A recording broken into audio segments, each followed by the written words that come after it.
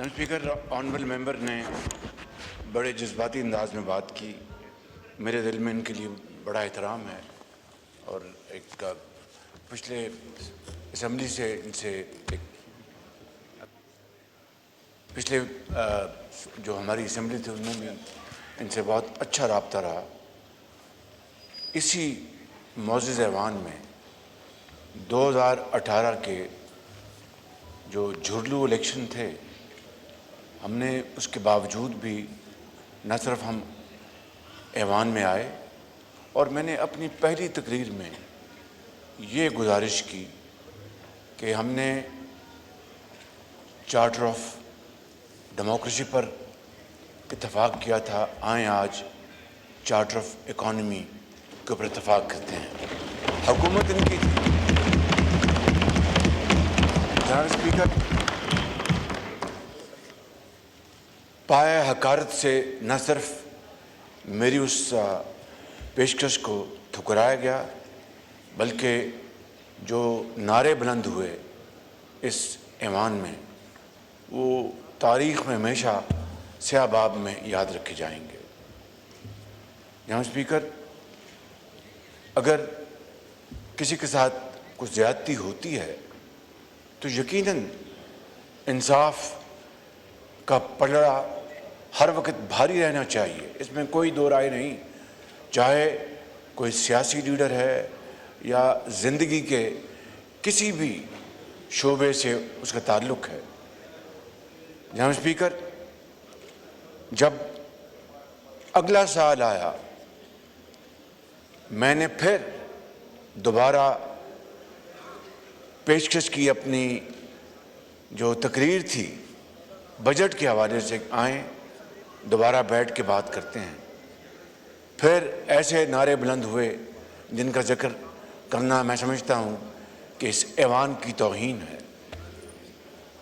जनाब स्पीकर, आज ये जो तल्खियाँ जिस हद तक पहुँच गई हैं, इसका ज़िम्मेदार कौन है?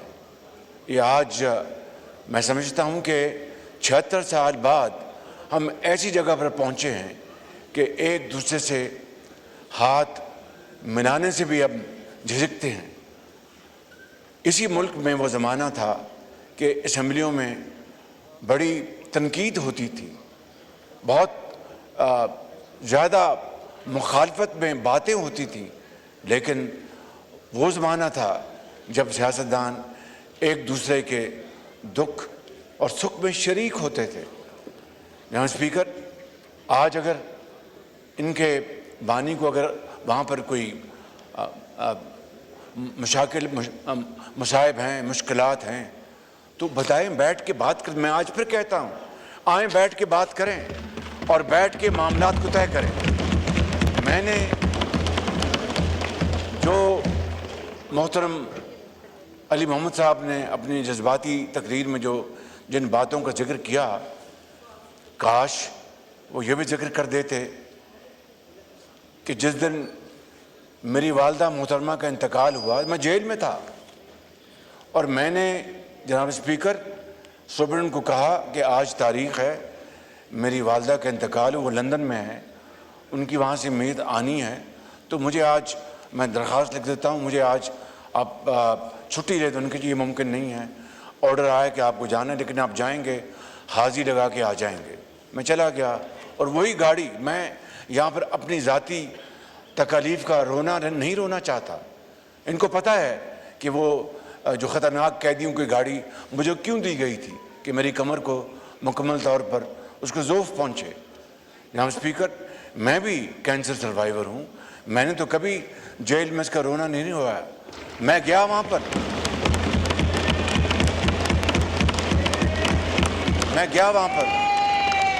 अदालत में गया।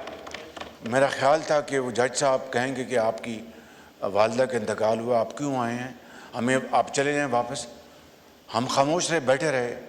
हमारे लॉयर उठे, उन्होंने कहा जी कि आज अगर आप इजाज़त दे दें तो। उनके नहीं नहीं नहीं नहीं, मैंने आज बुलाए में विटनेस, हर सूरत बयान रिकॉर्ड होगा।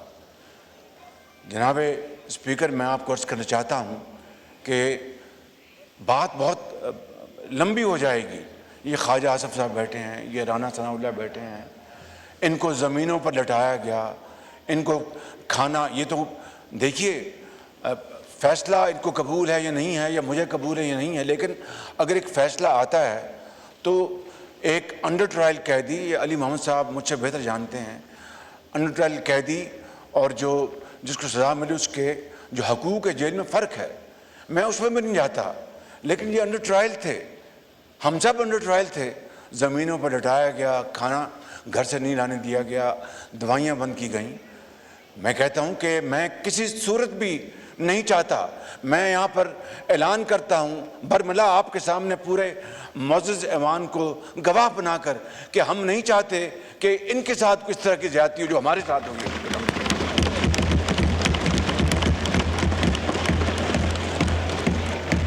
تو میں ختاماً یہ عرض کروں گا ان کی خدمت میں، آئیں بیٹھیں، ملک کو آگے لے کے جانے کے لیے، ملک کی ترقی اور خوشحالی کے لیے آئیں بیٹھیں، مل کر پاکستان کے بہتری کے لیے بیٹھ کے بات کریں، اس کے علاوہ کوئی چارہ کار نہیں۔ بہت شکریہ آپ کا۔